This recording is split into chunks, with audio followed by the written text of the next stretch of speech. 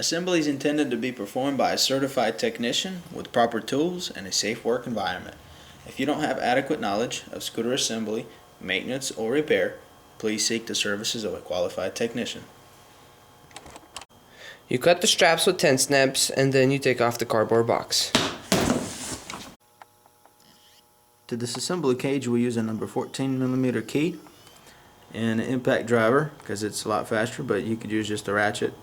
And you got to hold the bolt from this side and just unscrew it from that side, and just take off the top cage first and the side stands. After disassembling the cage, your scooter should look like that. Notice we left the bottom one under there. The scooter just sits there like that better.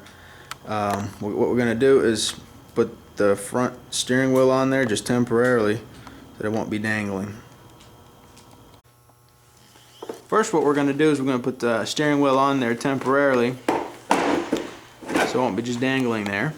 And as you can see, whenever you're putting it on there, you got this little rope here that holds up all your wires. Just kind of watch that so it won't be breaking any wires or anything like that, or any rubbing. And if you go down here, you might want to check your connections. Make sure they didn't get disconnected during shipping. That's your voltage regulator there. Just look under, check all your wire connections. Sometimes they get unplugged. The scooter won't start like that. Next thing we're going to do is we're going to take off the axle bolt on the front axle and then put the scooter on, raise it up. Okay, we're going to try to put the front tire on. Before you can do that, you need to lift up the scooter, and the way we do that was just use a jack like this. Pick it up by the bottom over there. It's pretty good frame part right there. If you look over here on your disc brakes, you need to pry those open with the screwdriver. Careful not to damage the brakes. And as you can see, the speedometer here, these little brackets here that stick out need to match up with the spaces right here on the front tire, the front rim. On the other side of the rim, we have 3 screws. You need to tighten those up, and the spacer that came on the front axle bolt, that goes in there pretty good, just like that. On the front tire here, you got a speedometer. Make sure that that's tight pretty good on there. And as you can see, this this hole right there needs to match up with the fork part right at the top right there. And all at the same time, remember, have to make these into the front tire. That's what makes it pretty dang hard. We're going to show you how the complete setup looks like here. That's your front axle there. And as you can see, there's a speedometer bracket. And on this side we have a spacer. You can barely see under there. And we made it actually in between the disc brakes. Right in there, as you can see.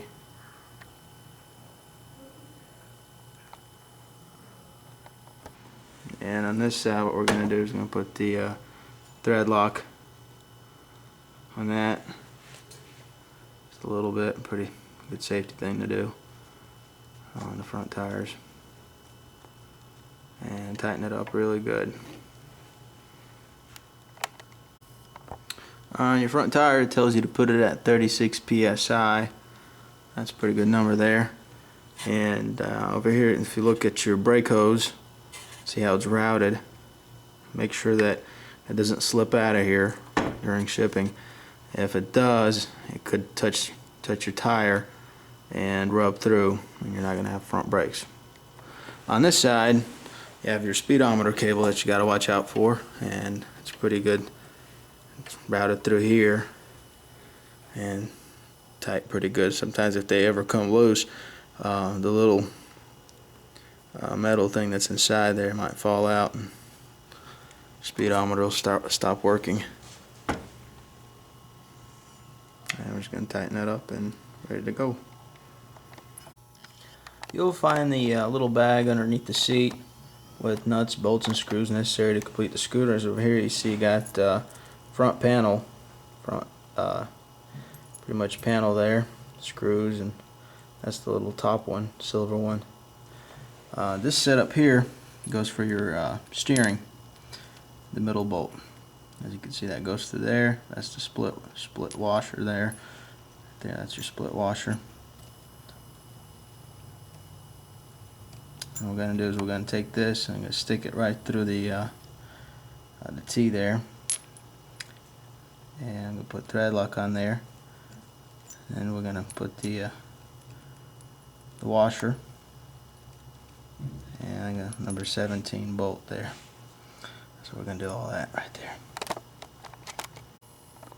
On your front steering, as you can see, we got a number 17 millimeter bolt with a spacer that's got a little crack in it. The crack's got to be in a vertical position from the top to bottom so it can hug around the tube pretty good. And we stuck it in there, right through there. And on this side, we're going to put thread lock, a split washer, and a 14 millimeter nut on there. So that's how the setup looks like.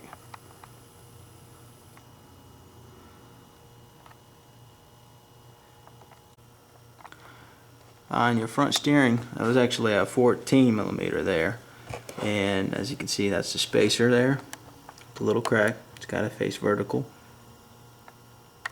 That's how the setup looks like. And you got your split washer, some thread lock, and a 14 millimeter nut. And just tighten that up. That's right there. Before putting the front panel on, you must install these clips here.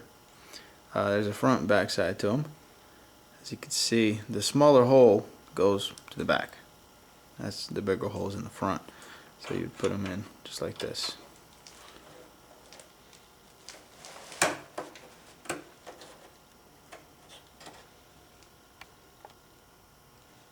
And do the same thing to that side and put the front panel on. On the T4 model, as you can see, if you turn the key all the way to the right, that would pop your seat open.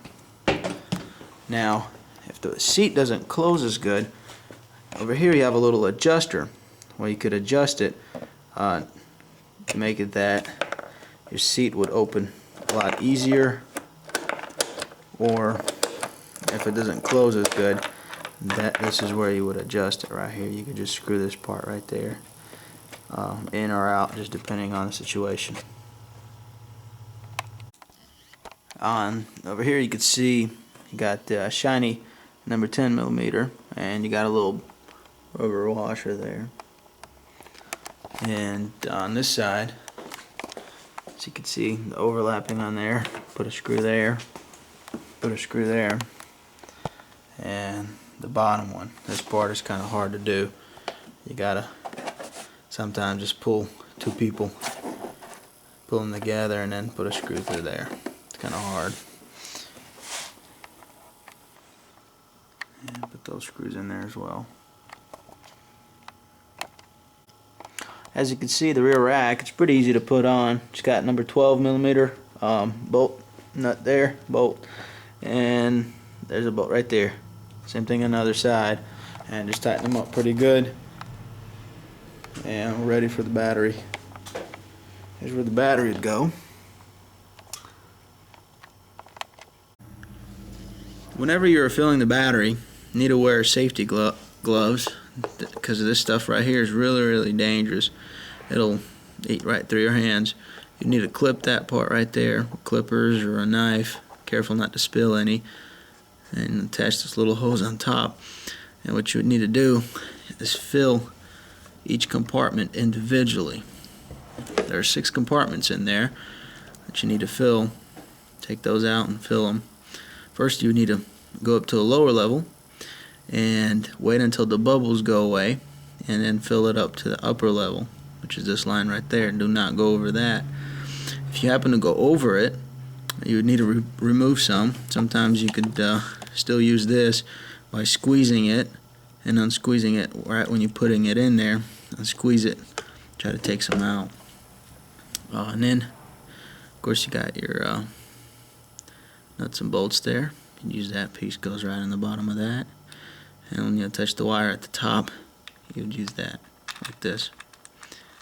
And on this side, we routed a hose outside just in case you overcharge the battery, or if you fall over, the battery wants to leak out, it could escape through this hose right there.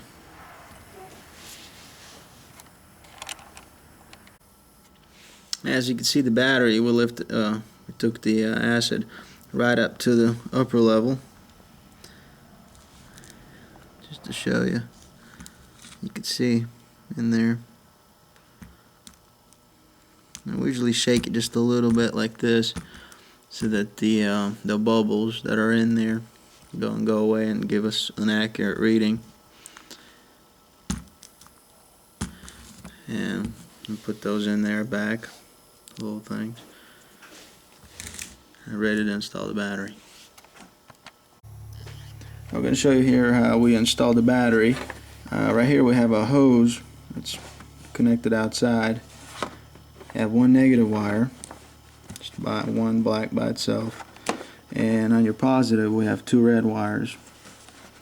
One of them's got the fuse box in it. There's actually two fuses in there. One is in line, and the other one is actually a spare fuse.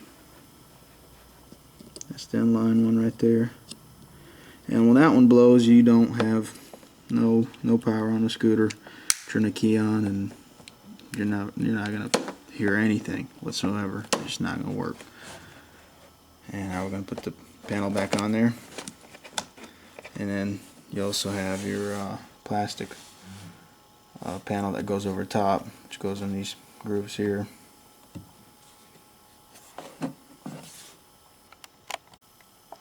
As you can see here underneath the seat, I'm going to show you where you could adjust your idle, in case your idle is not, if the scooter just can't idle, you just need to give it more gas. Just whenever you're just standing there running, you would turn this screw right there clockwise position to give it a little bit more gas. Now this screw is actually your speed restrictor. It should be set at 30 miles an hour. That's how it is governed, and that's how it needs to stay at, unless you're going off-road or your state laws allow you to go past 30 miles. Then you can take that screw out, which is this screw. That's your speed restrictor. And you just need to check over how your throttle is doing. Just kind of give it gas and see if your gas throttle is catching anything. Looks like this one's doing pretty good.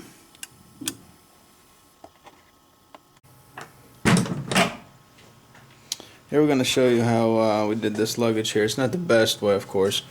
You can see they didn't line up as good as these two did. Just the scooter doesn't give you much room to play around with.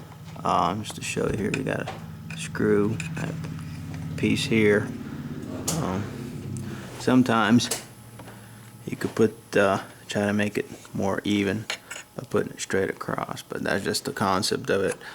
Just did it really quickly on there to show you how it would look like, but it's better to make it straight across.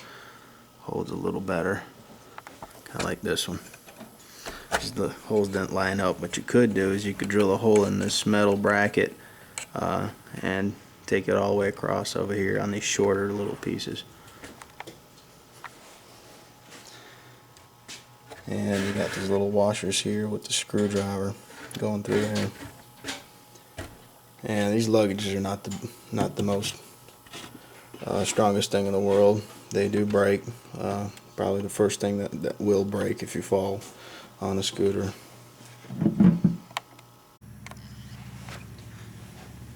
We're going to check the oil.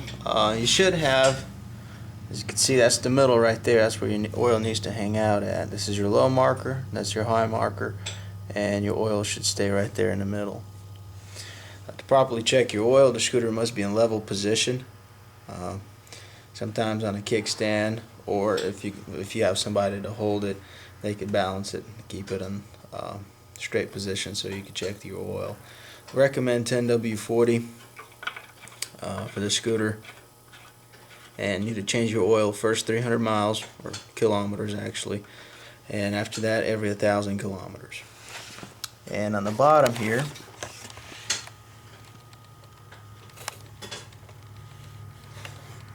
you can barely see it right there. You can see that. That's your drain. Number 17 millimeter. You can unscrew that. There's a spring, and that holds a filter on top. The screen is reusable, which is your filter. Yeah, you can just clean it out and stick it back in there, and that's about it. If you come on this side, got your air filter there, and we're going to go over just a little bit of maintenance here. Over here, on your air intake, you have an air hose here, and this is, as you can see, you got 4 holes here. That's how much air you can only receive. And inside there, you got a small little filter. If that little filter is actually not there, the scooter is not going to run as good. So that just is going to give it a little bit too much air, and it's not going to run that good. Over here you have a bigger filter. It's inside there. You could unscrew these and you could check that one regularly. Here we have a back brake, which is your drum brakes, and to adjust it you just turn this thing to clockwise position, just like that, and that would tighten up your back brakes here. And that's your kickstand there. If your kickstand doesn't come up, it just hangs down in there, you could lubricate that a little bit to give it a little easier spring action. Now we're going to show you here where your gear oil is located at. At the bottom here is your drain. That's where you would drain it. And to refill it, this screw right there, as you can tell, these don't have a washer. This one has a small itty bitty little washer. That's how you can tell it's the one. Let me zoom in on that. That one doesn't have it. You can see there's a small little washer there.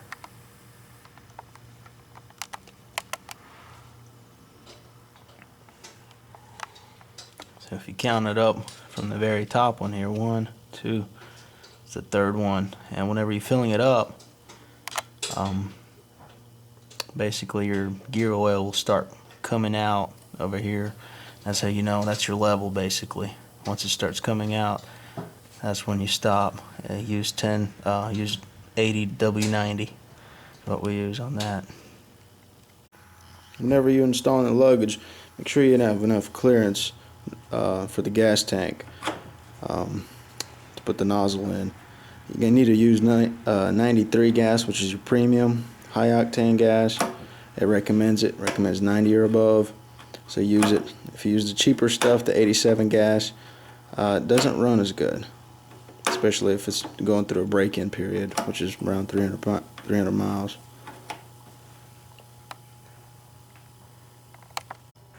Just going to go over the gauges here. On this side we have blinkers, and to turn off your blinkers you would press the button right there. That's your high beam, low beam, and that's your horn there. Your back brakes are on your left side, and as you can tell, this one needs to be adjusted. If you have too much slack here before it actually applies the brakes, you need to adjust them where you have about that much slack, and then it's really tough. On this side here, you have a kill switch on both sides. That's a kill switch, that's run, that's kill. Just in case your throttle cable gets jammed on you and you can't stop, and this way you'd kill your scooter and then you could stop easier with just brakes. If that makes any sense for you. Here's your start button, the way you'd start a scooter. Right here, you turn it on in the clock little running position right there. See, that's off, and you can take out the key. key on, you'd need to mash the brakes, either one of the brakes where your back lights light up, and at the same time mash the button while pushing the brakes. That would start up the scooter. Your first initial startup, you need to kick your scooter with the kicker 10 times before trying to start that. After you put the gas in, you need to kick it 10 times and then try to electric start after that. Here you have a gas gauge. Don't leave these gauges out in the sun. If the scooter is running out there and it's really hot, over 100 degrees, you could melt the gauges because the lights in the instrument panel there light up and produce more heat where it's already hot outside, and plus all the lighting makes it even more hotter in there, and you could actually melt some of these gauges. So be careful with that. Don't leave it on direct sunlight. And over here we have your throttle. You could adjust your throttle a little bit over here. You could take off the sleeve, and if you have too much give on that, you could adjust it. Well, you won't have as much give on it. And always put the sleeve back over it. Big safety thing.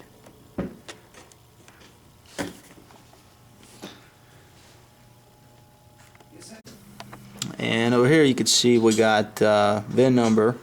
A little piece goes in there and you just smack it in there. Just pop right in there. And this pretty much completes our scooter assembly. If you have any questions or comments, just give us a call or email us. We're also working on maintenance DVD that's going to come out. You can purchase it for about $20 on eBay, or you can call us and order one.